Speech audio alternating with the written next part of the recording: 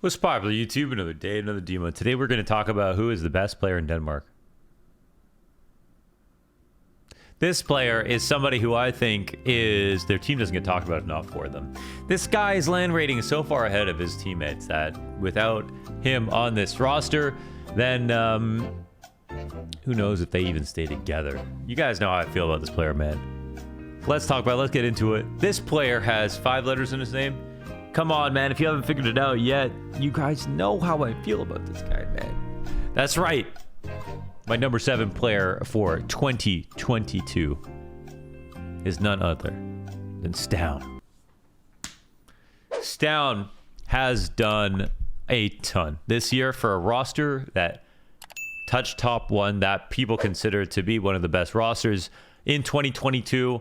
A team who is defined by Cadian and his emotions and his calling style, but also by Stown, one of the most versatile players in CS, who's co-caller, co-opper, really good rifler, really good on pist, everything. I mean, he's good on everything. And I love the versatility, and it stands out. And just, again, his straight up land ratings just have been extraordinary year over year, actually.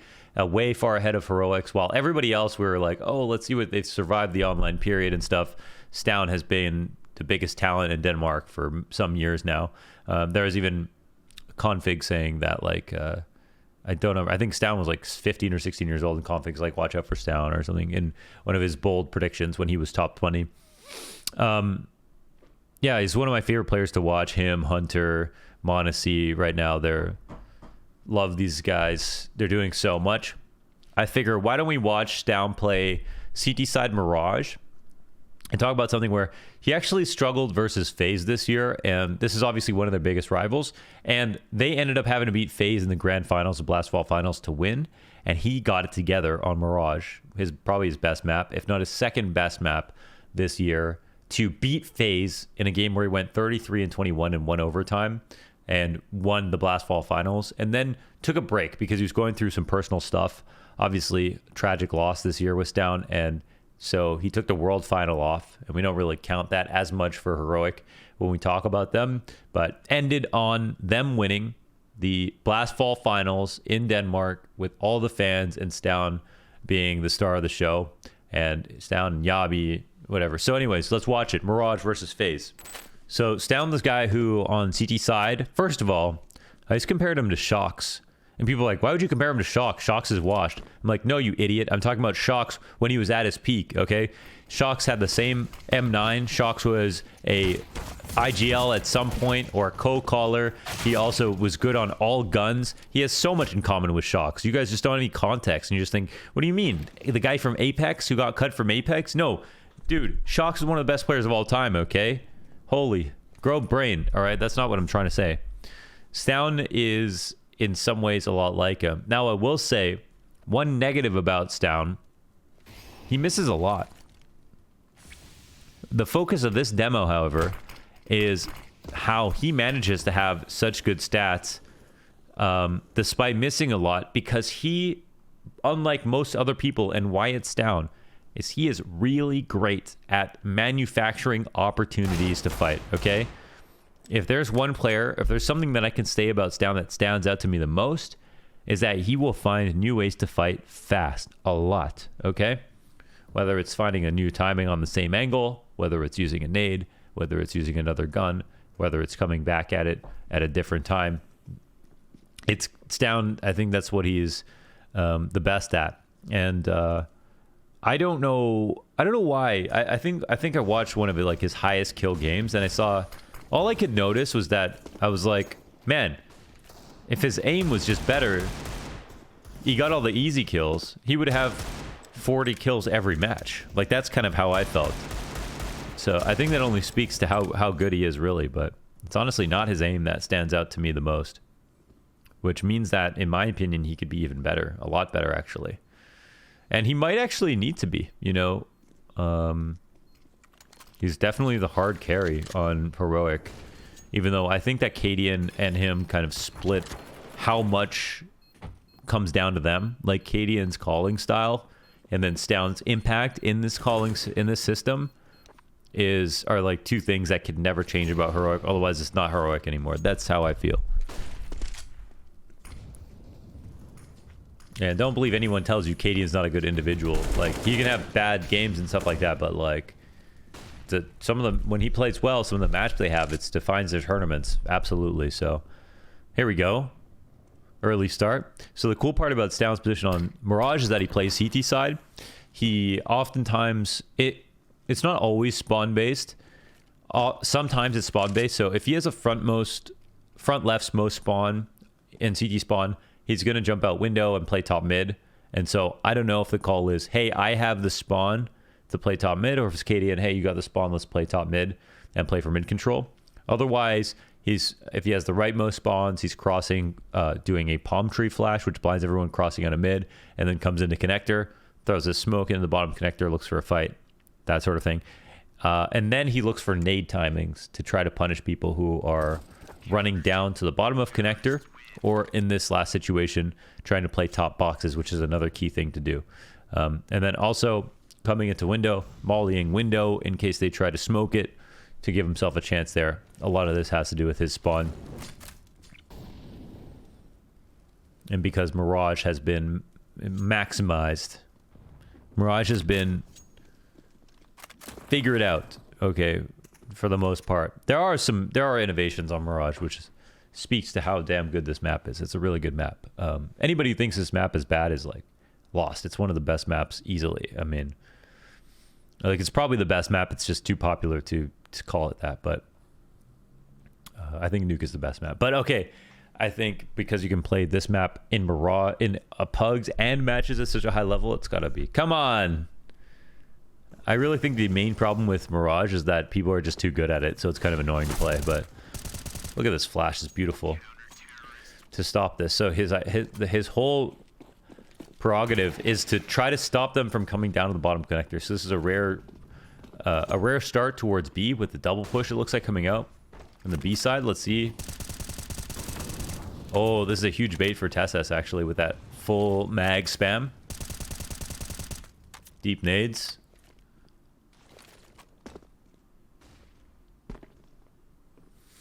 Talking to some players recently, a talking point with Heroic is how it's actually hard to say what their CT positions are because they float so much. And that's really cool and something that more people should do. But it's something that makes Heroic hard to play against, that like their players float a lot. Now, ironically, Stound, who's one of the most active and everything like that, plays a very kind of like regular style of connector and rifling in this area, I would say. It's just a good spot for him because of the way he plays. I've talked about this before, but because of this palace peak that the palace guy can creep up and see towards connector, it means you're always on edge as a player who plays in jungle or a player who plays in con. And it requires a lot of support to play here, but you like to have a rifler in this spot. Now, when you see Yabby in this position, he's waiting for a window smoke to come up. Late, potentially. How does he deal with this, actually? Oh my god. Oh my god, Brookie almost let him live. Wow. I can't believe he almost figured his way out of that. Oh wow, he has the lineup for the top mid molly coming out of the murder hole. Okay.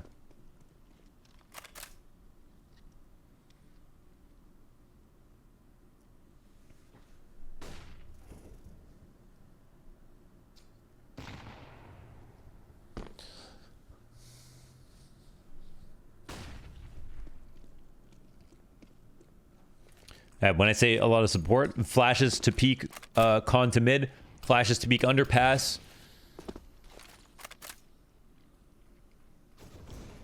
Keeping con smoked. Sometimes Yabby will keep con smoked for him. Sometimes their window player will smoke con for first down. Keeping con smoked is really important on Mirage. Talked about that enough times.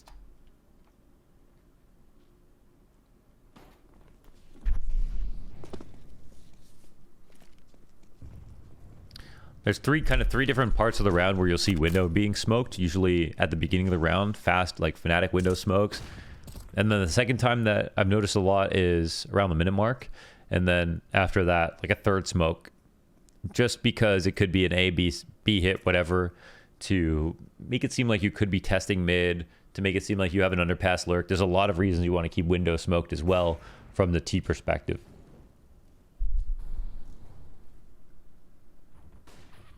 CT side is about being disruptive while that smoke is up, so that you can get into the fights and clean out mid and get info inside of mid.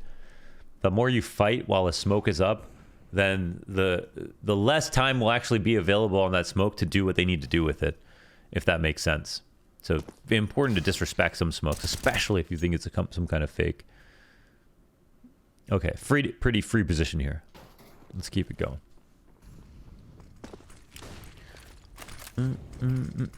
So this is one of my favorite plays to come out of this, like, past couple of years. It's just more popular now than ever. It is smoking underpass and then playing to try to catch someone coming into connector.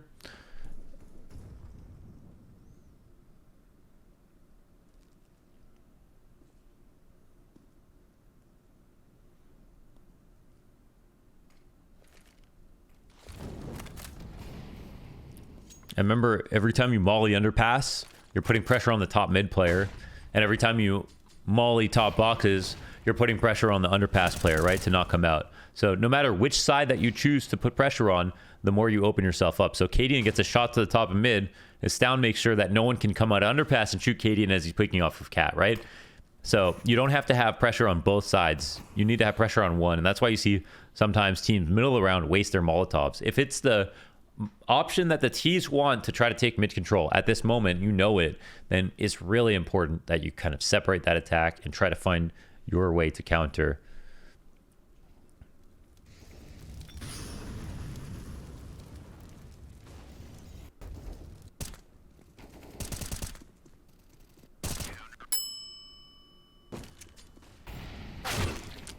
I was just gonna talk about actually crossing stairs.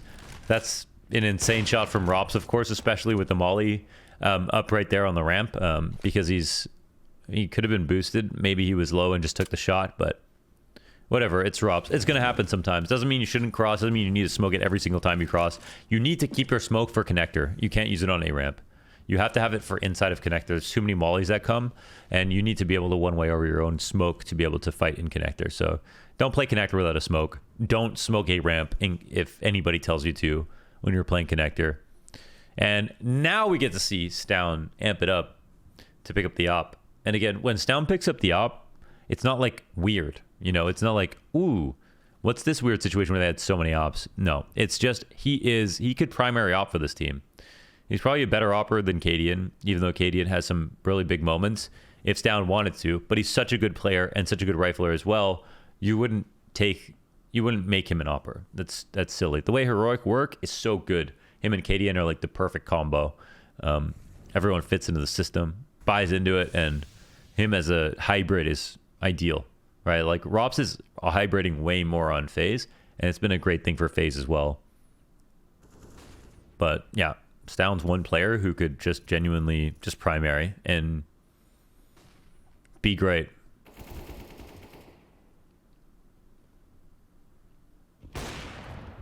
Look how amazing that shot was.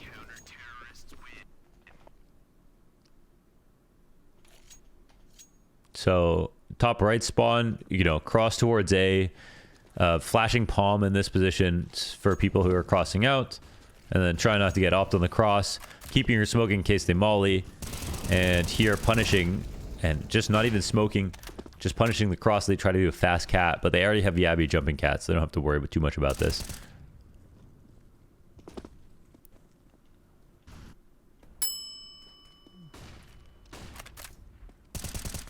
Okay. They missed the smoke and window. Uh-oh. Well, his back doesn't get covered, actually, because Rain dies, but it's not the guy who was shooting him, apparently. So they're going to go back search mid together. Now, Stown can sneak out to the right and try to one-way up the corner of the smoke. Sometimes it gets spammed because it's so obvious anyways. So you don't always want to do that. Also, you have almost all the important angles opened up to you. If you find the right timing, you can spam the inside of triple. You can spam the back end of default. You can spam for all the connector plants. So there's sometimes it encourages you just to chill in that spot, but I think this round is pretty much done, right? So unless, yeah, no. Okay. Again with the smoke, yeah, he hasn't really missed any opportunities this game. So I say we talked about how he misses a lot in a lot of his big kill games. Not this game, just been a great spray. It's not like he's just one bulleting people, right? That's not really the case with Stown. I think that's why he doesn't stand out quite as much. But he's someone who I think like the stats does him a huge favor, like versus the eye test, and then also you could definitely see how he could be even better. Also, he's tall. He's taller than me. I'm 6'2". Stown's taller than me. Everyone on Heroic is actually a giant. I think it's hard to see because they're kind of skinny, but I think they're all taller than me, and I'm 6'2". No kidding. Everyone in CS is it Europeans who are very tall? I don't know. Snacks is probably the tallest guy I've ever seen. Actually, the manager of Big Clan is the biggest guy I've ever seen. Kristen Lenz. Snacks is up there, though. No times jumped out a window in this map. Sounds done such an excellent job this match so far fighting Connector. Like, he has actually not died almost at all fighting inside of Connector without getting a kill, and most of the time 2 kills. Yeah, like this lurk has been shut down consistently. They've just gotten slammed. So, all right, finally, Brokey. We'll take him out. We'll go on to the next and final rounds. But this is just getting easier and easier.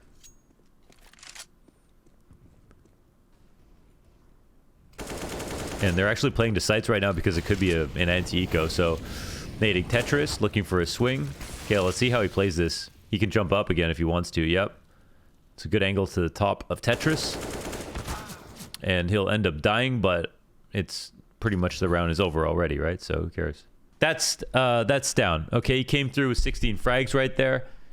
That kind of shows everything. A really good in proactive positions. Uses a lot of different weapons. Really great awareness. Good. He's good at just kind of keeping it fresh all the time and also flying under the radar. Like, he is quite an explosive player who likes being aggressive, but at the same time isn't stealing all the spotlight, but somehow manages to have like by far and away the best stats on Heroic.